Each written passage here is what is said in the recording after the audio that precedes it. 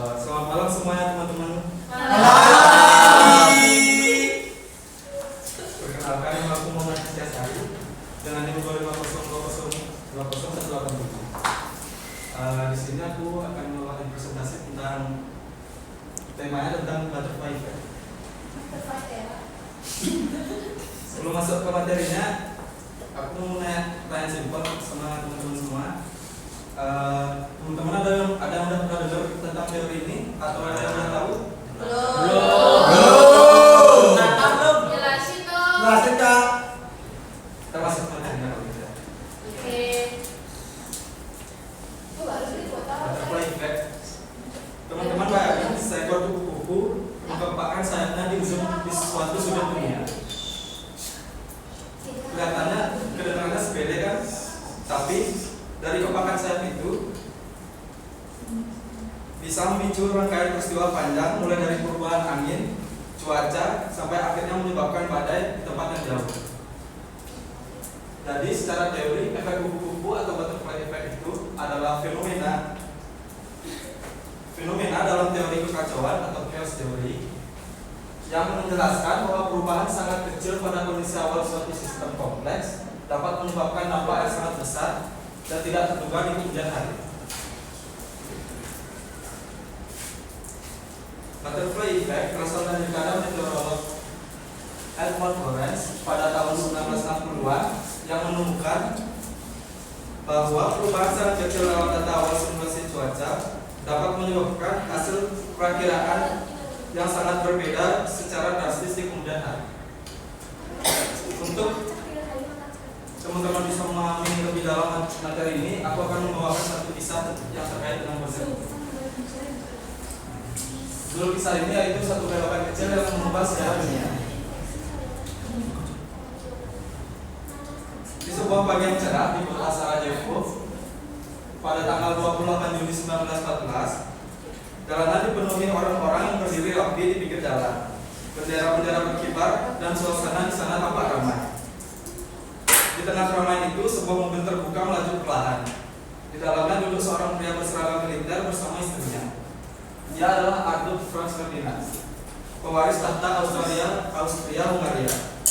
Tidak ada yang tahu pagi itu adalah pagi terakhir mereka. Tetapi sebenarnya hari itu tidak sepenuhnya aman, karena sebelumnya sebuah kejadian terjadi, yaitu sebuah bom terlempar ke arah mobil Adolf Franz Ferdinand. Tapi bom itu tidak mengenai target, yaitu Franz sendiri. Akhirnya mobil tetap melaju dan Franz pun selamat. Bom itu ternyata dilempar oleh salah satu anggota kelompok nasionalis Serbia, yaitu yang mengincar Adolf Franz Ferdinand. Kelompok nasionalis Serbia mengincar Franz karena dianggap ancaman bagi Serbia. Setelah insiden itu, banyak orang berpikir bahwa bahaya sudah berlalu.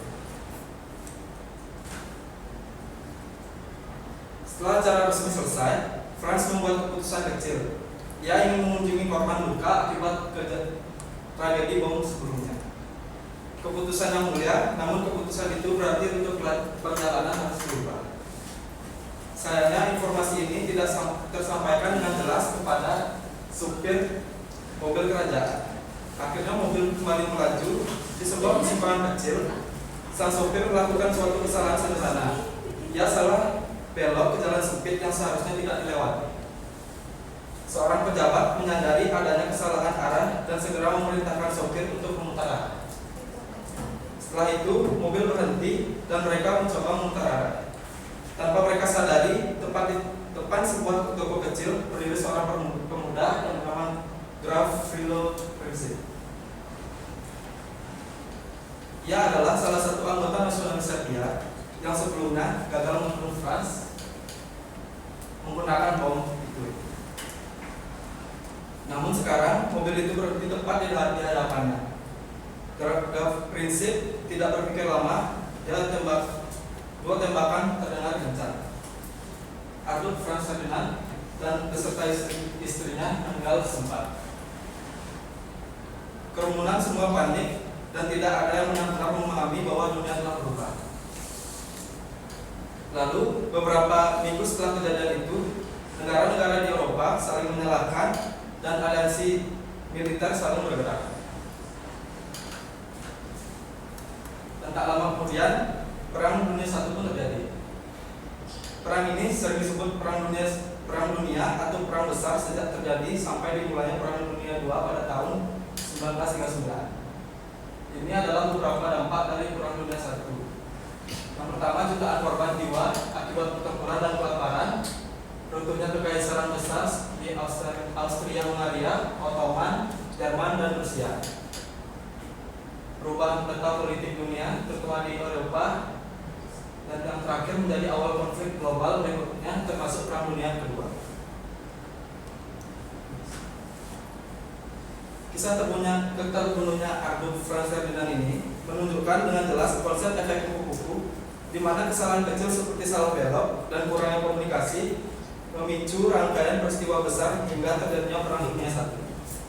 Peristiwa ini mengajarkan bahwa tindakan sederhana tidak pernah benar-benar sukses, karena dapat membawa dampak luas yang sulit dikendalikan. Oleh karena itu, kita perlu lebih berhati-hati dalam mengambil keputusan, meningkatkan komunikasi, dan menyadari bahwa setiap pilihan memiliki konsekuensi tidak hanya bagi diri sendiri, tetapi juga bagi banyak orang lain di sekitar kita. Sekian presentasi dari kami. Sekian presentasi dari saya. Apabila ada penjelasan yang kurang jelas, mohon dimaafkan. Terima kasih.